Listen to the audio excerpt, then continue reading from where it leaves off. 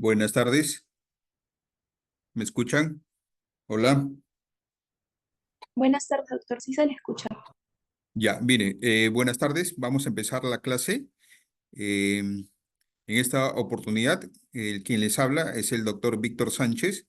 Soy médico cardiólogo del Hospital Nacional Hipólito Unanue. Vamos a hablar sobre específicamente shock cardiogénico o choque cardiogénico. Entiéndase de que el shock cardiogénico es una forma clínica de la falla cardíaca aguda. ¿Sí? Clásicamente se divide la falla cardíaca en una insuficiencia cardíaca de novo, o sea, aquella falla cardíaca que debuta, o sea, que el paciente inicia con los síntomas, o sea, la nueva, el primer episodio, esa es la falla cardíaca de novo. La otra es la agudización de una falla cardíaca previa. Eso significa de que el paciente tiene ya una falla cardíaca ya establecida y por alguna causa, algún factor, esa se descompensa. Entonces ya tenemos una descompensación de la falla cardíaca, un proceso agudo. Y la otra es la falla cardíaca avanzada. Pero desde el punto de vista el perfil clínico, nosotros vamos a clasificar la falla cardíaca aguda en 5 tipos. La primera es la insuficiencia cardíaca descompensada, es como que el paciente tiene una falla cardíaca ya establecida, crónica, que se descompensa por alguna causa, es la primera, insuficiencia cardíaca descompensada. El edema agudo de pulmón, el edema agudo de pulmón y la insuficiencia cardíaca hipertensiva, el paciente que debuta con una hipertensión sistólica alta. Y la falla cardíaca derecha y el shock cardiogénico como una máxima expresión de una falla cardíaca. Entonces, lo que nosotros vamos a ver hoy es shock cardiogénico. Entonces, el shock cardiogénico es una falla cardíaca aguda, ¿sí? Lo definimos como un estado patológico o fisiopatológico bien crítico, debido a que el corazón tiene un bajo gasto cardíaco y ese gasto cardíaco no es suficiente y no puede perfundir los órganos de una forma normal, pese a de que tiene en el organismo el volumen adecuado o normal. O sea, el problema es la bomba, ¿no? O sea, el problema es de que el corazón es ineficiente en cumplir la función principal del corazón, que es bombear. Y de esa forma no llega sangre con el oxígeno y los nutrientes necesarios para perfundir los órganos. No llega mucha sangre al cerebro, al intestino, al riñón, a la parte periférica, al páncreas, al hígado, ¿sí? Y al propio corazón también. Entonces hace ahí un circuito vicioso. Hemodinámicamente nosotros podemos definir de que ese shock cardiogénico es un cuadro de inestabilidad hemodinámica aguda, que puede ser el resultado no solamente de un factor de trastorno de motilidad del ventrículo izquierdo, sino también, aparte de la función miocárdica, también se puede ver alterada las válvulas del corazón, el sistema de conducción, el pericardio, ¿sí?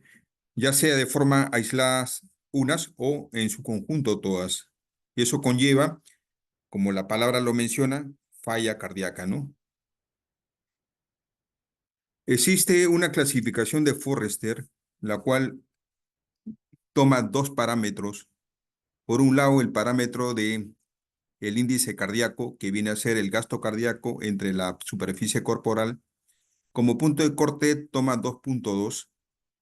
Aquellos pacientes que tienen un índice cardíaco mayor de 2.2 son aquellos pacientes que se sienten calientes, con las manos tibias, que no tienen alteración del sensorio, que tienen la filtración del riñón está normal, o sea, hay una diuresis normal, ¿sí? Pero sin embargo, aquellos pacientes que tienen menos de 2.2, o sea, 1.5, 1.8, 1, 0.8, 0.9, entonces ahí nosotros vemos síntomas de hipoperfusión.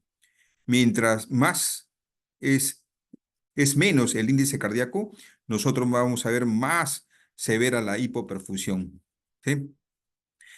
Entonces, todos los pacientes que están por encima de 2.2 son llamados calientes. Aquí caliente y aquí también caliente.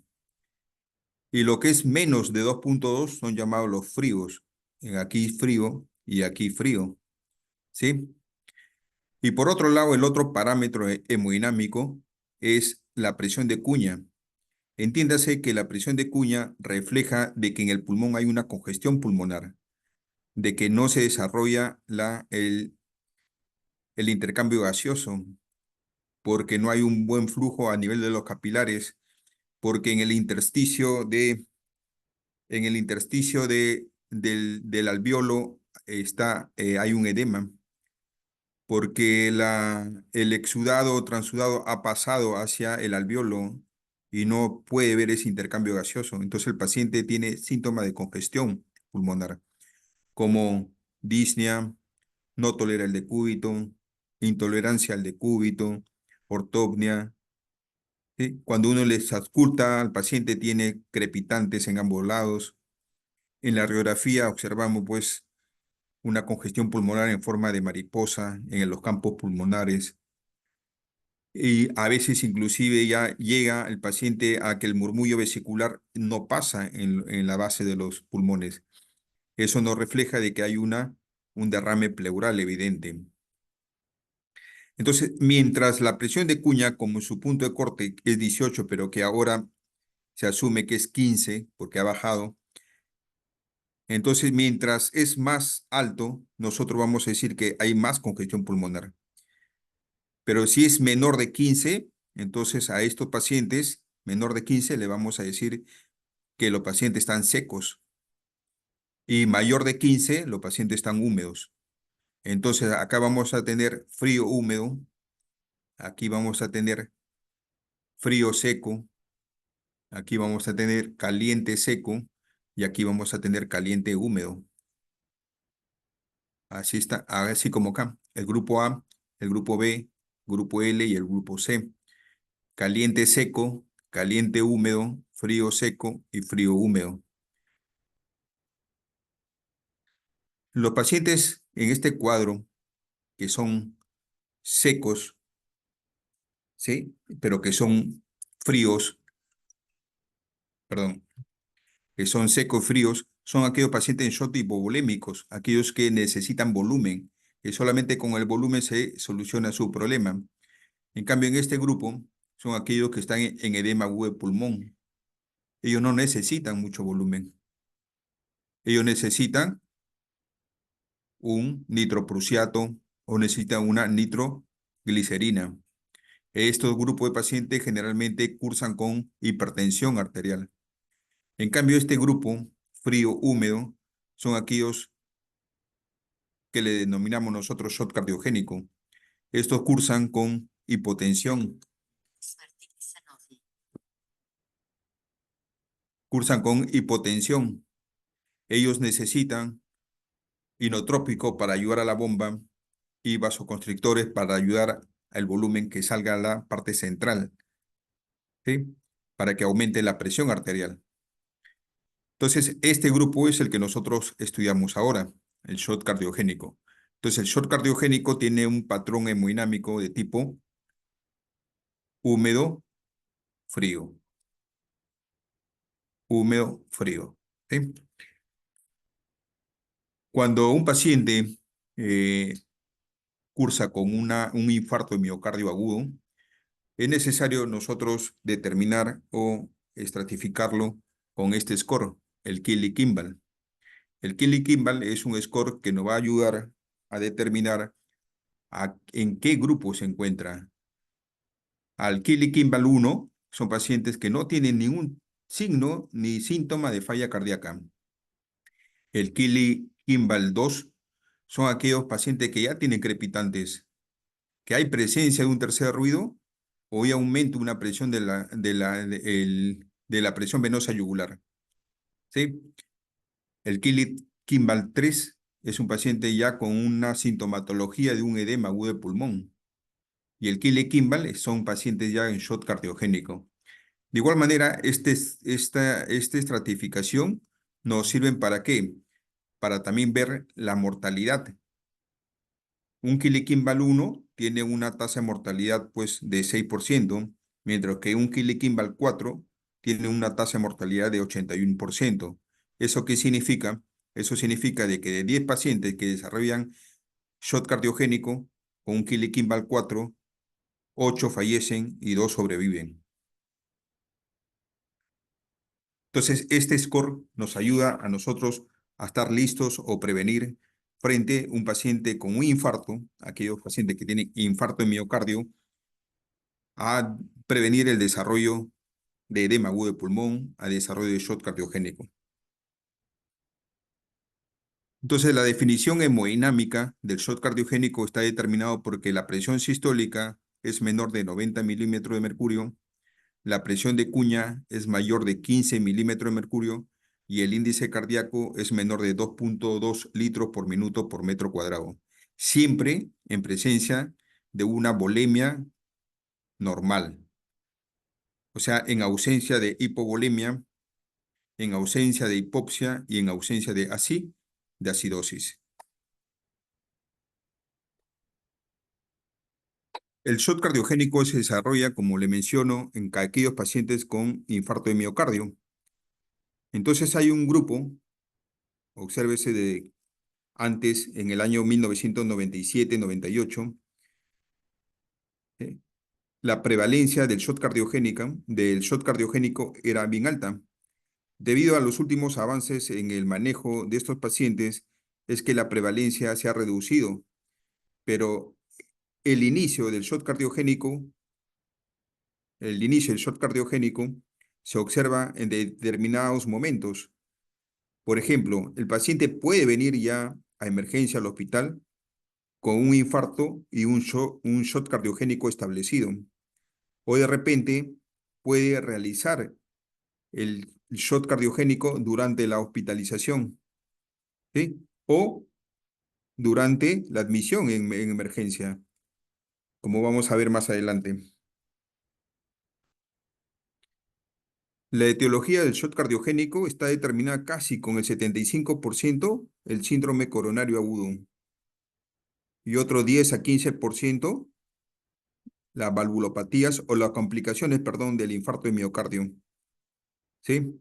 Y solamente si nosotros sabemos de que las complicaciones mecánicas del infarto y el síndrome coronario agudo es derivado de este síndrome coronario agudo, las complicaciones mecánicas, entonces del infarto o de la cardiopatía isquémica es prácticamente más del 80%.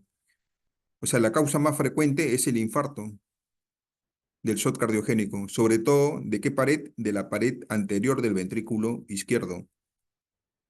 En tercer lugar, estamos los pacientes con falla cardíaca de otra etiología, que puede ser valvulopatía, que puede ser alguna otra trastorno, de otra etiología de la falla cardíaca. Pero entonces, miren, solamente el síndrome coronario agudo, más las complicaciones de ese síndrome coronario agudo, casi el 80%. O sea, si yo tengo 10 pacientes con shock cardiogénico, 8 de ellos es debido a un infarto. Entonces, la incidencia es alta y la mortalidad es alta en el shock cardiogénico. La incidencia estamos hablando de hasta el 10% y la mortalidad estamos hablando de hasta el 80%. El shock cardiogénico lo clasificamos pues, en una pirámide. La base de la pirámide, o sea, el grupo A, son aquellos pacientes en riesgo de desarrollar shock cardiogénico. Ellos no tienen síntomas y no tienen signos de shock cardiogénico, pero están en riesgo. O sea, tienen una enfermedad de base subyacente que pueden desarrollar shock cardiogénico. ¿Cómo qué? Como un infarto agudo, como un infarto previo, una falla cardíaca aguda o una descompensación de su falla cardíaca. Entonces, ese grupo no tienen todavía signos ni síntomas de shock cardiogénico, pero tienen todo para desarrollar el shock cardiogénico. El segundo grupo, la base B de esta pirámide, son aquellos pacientes en pre-shock. Estos pacientes tienen ya tendencia a tener hipotensión, tienen tendencia a que aumente la frecuencia cardíaca, o sea, realizar... un momentito, chicos.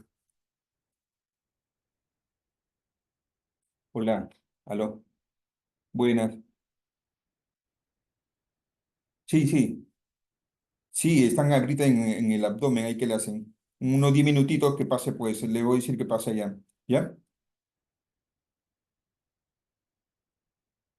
Ah, ya, te llamo entonces, pues, te llamo.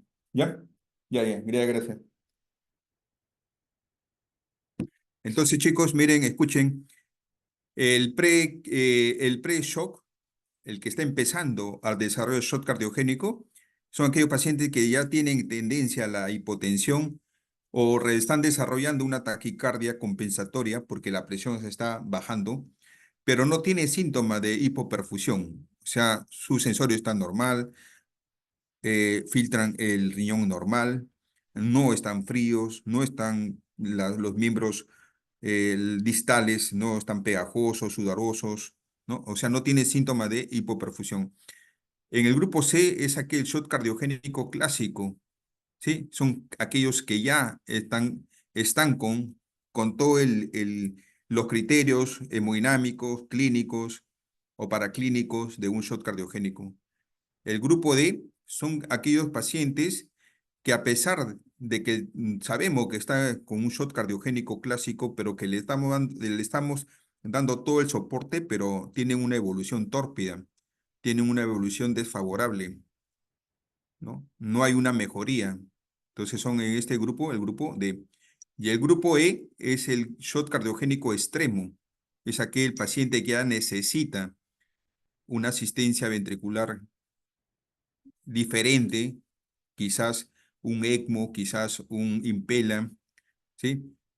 O aquellos pacientes que prácticamente ya van a un lado de paliativos o una indicación ya de trasplante cardíaco, ¿no? Eh, Dentro de la fisiopatología, nosotros vamos a encontrar de que todo se basa en una disfunción del ventrículo derecho y o del ventrículo izquierdo. Esto conlleva una disminución o un débil o un bajo gasto cardíaco. Nosotros sabemos que la presión arterial es igual a gasto cardíaco por la resistencia vascular sistémica, pero al bajar el gasto cardíaco, entonces también baja la presión y vamos a tener una hipotensión. Y esto conlleva a una hipoperfusión de los órganos, de todos los órganos. Conlleva a una hipopsia. Si la hipopsia se desarrolla en el cerebro, nosotros vamos a tener trastornos de la conciencia, inclusive hasta el síncope, ¿sí? Pero nosotros sabemos por fisiopatología ahora de que esta disfunción del ventrículo izquierdo y del ventrículo derecho, chicos, un ratito, ¿eh? Sí, 2 minutitos, ¿ah? Me desocupo un ratito.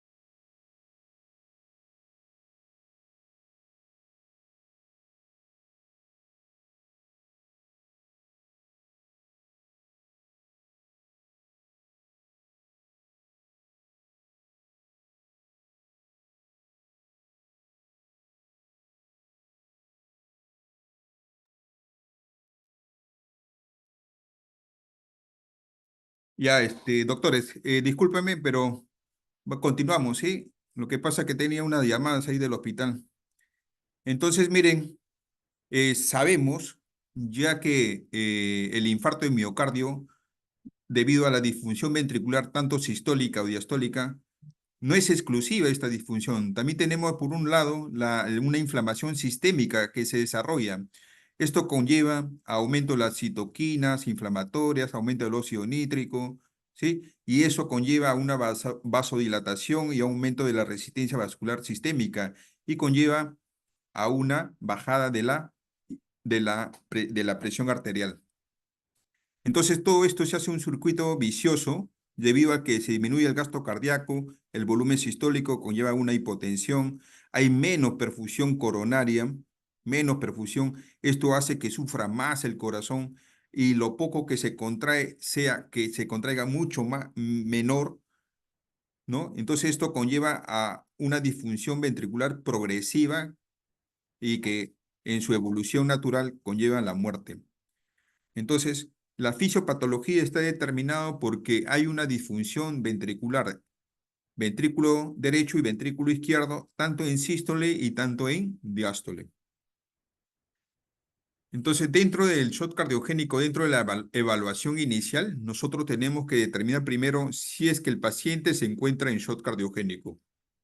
O sea, tenemos que hacer el diagnóstico de shock cardiogénico. Siguiente paso, tenemos que hacer el diagnóstico de la causa subyacente.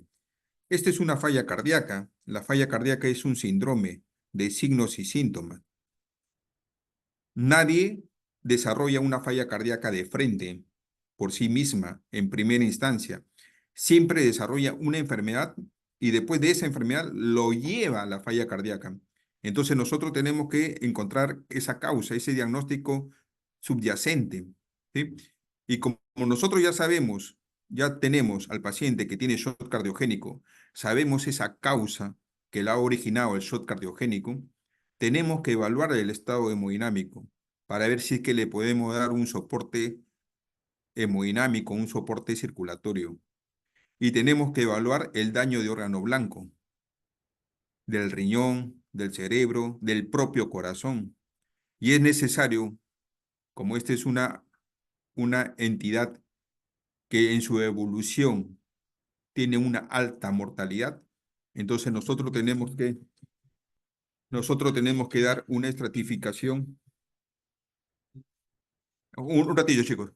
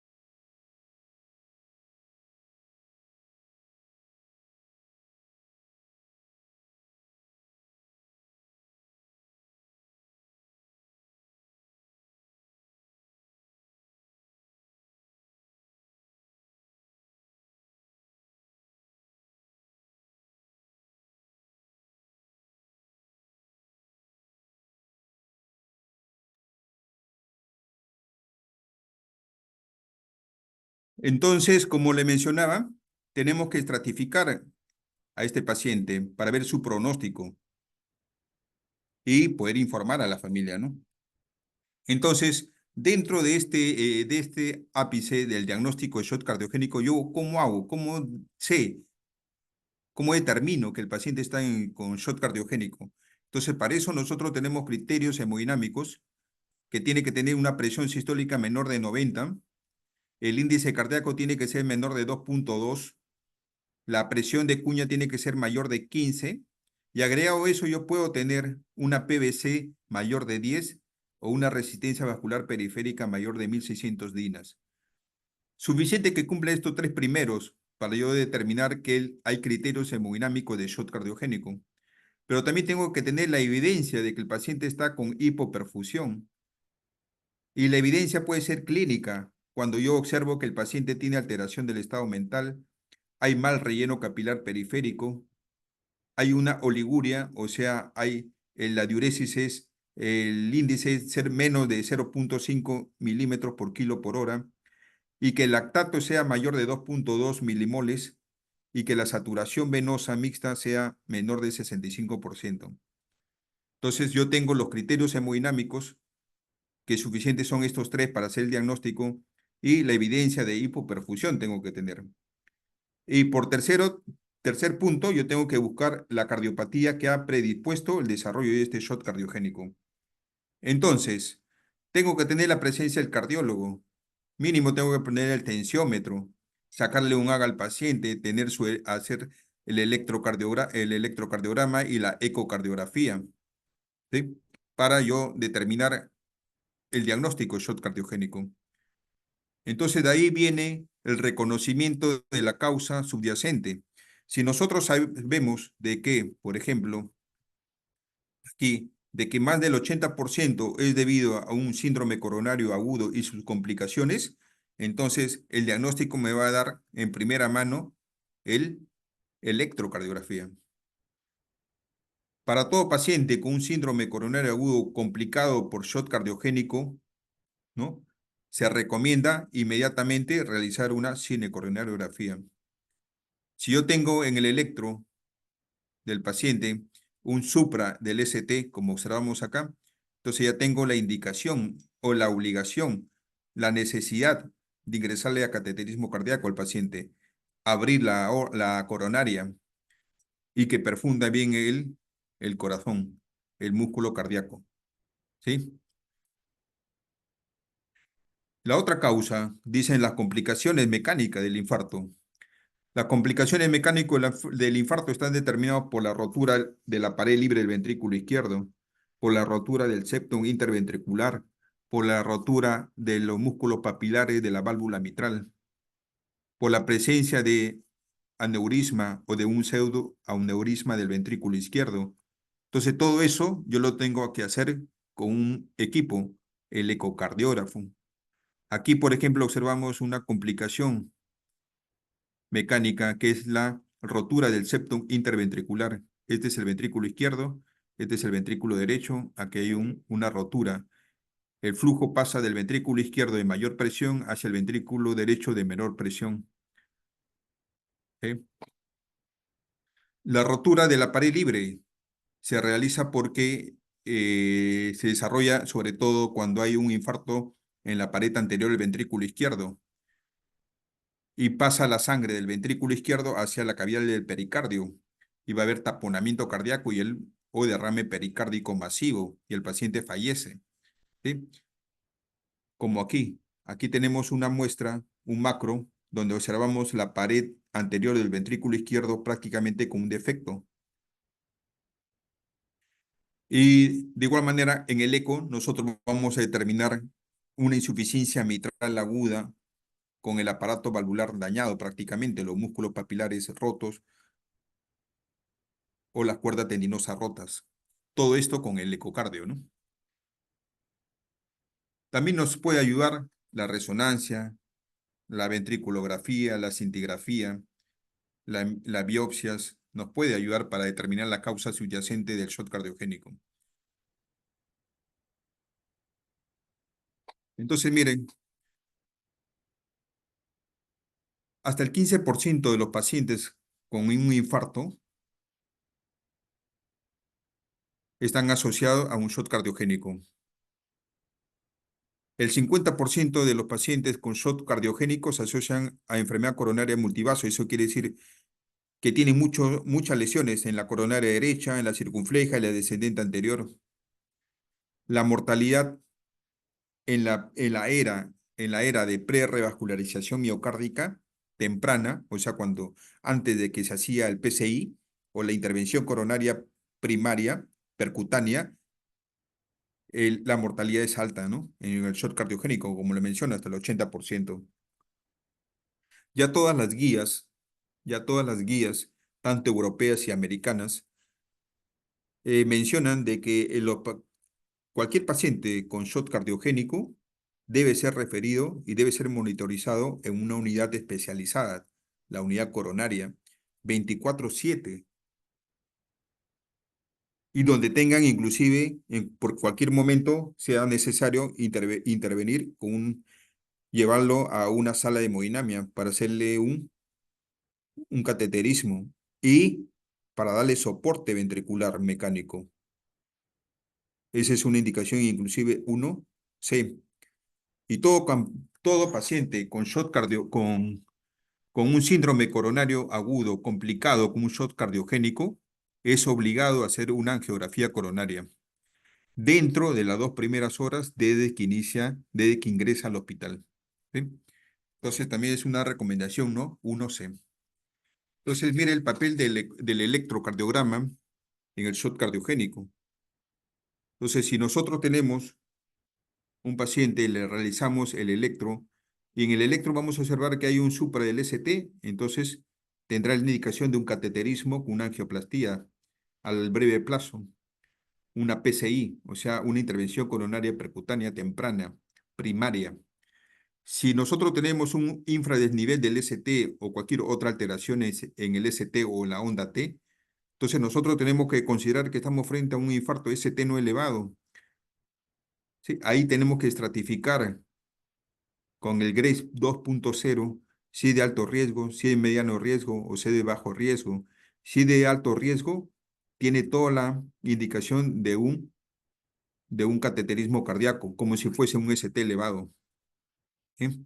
Pero si es de bajo riesgo, de repente tenemos todavía tiempo para manejarlo al paciente, para estabilizarlo al paciente y después entrar a cateterismo cardíaco. Pero sin embargo, si hay otras alteraciones en el electro y hay alguna arritmia o una taquiarritmia, de repente el paciente necesita una cardioversión y con esa cardioversión se resuelve el shock cardiogénico. O de repente está con una bradiarritmia, necesita un marcapaso y con ese marcapaso se resuelve el shock cardiogénico. Entonces, miren, en todos los pacientes con sospechas de shock cardiogénico, inmediatamente el EKG y el ecocardiograma está recomendado. 1C. El tratamiento del shock cardiogénico está determinado porque vamos a usar vasopresores y inotrópicos inotrópicos. El vasopresor que nosotros usamos en primera línea es la noradrenalina. Esto, su mecanismo es sobre todo en los receptores alfa 1, también el beta 1. Aumenta la presión a expensas del gasto cardíaco, ¿no? No influye mucho en la frecuencia cardíaca o a veces disminuye. La dosis terapéutica es de 0.5 a 1 microgramo por kilo por minuto. Eso se hace con bomba infusoria a infusión continua. El otro vasopresor o inotrópico es la dobutamina, que esta dobutamina, su mecanismo, los receptores a nivel del B1. Y esta aumenta no tanto en la presión, sino aumenta en el gasto cardíaco por la frecuencia cardíaca va aumentando. Su dosis terapéutica es de 2 a 20 microgramos por kilo por minuto. Otro medicamento que nosotros usamos bastante en el hospital es el levosimendan. Es un sensibilizador de calcio. Su dosis terapéutica es de 0.5 a 2 microgramos por kilo por minuto. También todo en bomba infusoria. Antes nosotros usábamos dopamina bastante, pero la dopamina es una sustancia bien arritmogénica. Paciente entraba en, el paciente entraba en 5 minutos. El paciente entraba en taquicardia, hacía extrasístoles ventriculares aisladas, después hacía tripletas, después entraba a una TB no sostenida y después a una TB sostenida. Ya se ha dejado de usar esta dopamina. Todas las guías recomiendan el uso de la noradrenalina y la de la dobutamina. En casos especiales o extremos, nosotros usamos la vasopresina. Es un medicamento muy caro, no muy acceso directo, pero en últimas instancias nosotros podemos usar la vasopresina. Estos son algunos equipos de asistencia. Por ejemplo, este es el balón de contrapulsación. Este, este balón se coloca a 2 centímetros, a 3 centímetros de la subclavia izquierda. El balón se infla en diástole, permitiendo de que toda la sangre que está en la aorta ascendente y en el arco aórtico regresa al corazón e ingresa a la coronaria a perfundir a las coronarias. Este es el Impella, es un catéter que llega hasta el ventrículo izquierdo a través de la válvula aórtica y cuando el ventrículo izquierdo se contrae, este dispositivo aspira la sangre y lo expulsa hacia la circulación mayor. Y esto es un ECMO, es un corazón artificial externo, ¿no? El pronóstico nosotros en el servicio determinado por este score, que es el de Barcelona, tiene varios puntos. La edad mayor de 75 le damos un punto. Si hay una confusión durante el examen primario, le damos un punto. Si hay antecedente de un infarto previo o una revascularización quirúrgica, un punto. Si la etiología es un síndrome coronario agudo, otro punto. Si la fracción de eyección es menor de 40%, un punto. Y según la dosificación del lactato, si es más de 4 milimoles por litro, le damos 2 puntos. Y la fracción, la filtración del riñón, si es menor de 30, le damos 2 puntos. Estos máximos suman 9 puntos. Cuando el paciente tiene 9 puntos, la mortalidad es 100%. Yo creo que eso es suficiente. Y si hubiese alguna pregunta, estaría ya no a responderle. Si no, muchas gracias por la asistencia y por haberme escuchado. Hasta la próxima sería.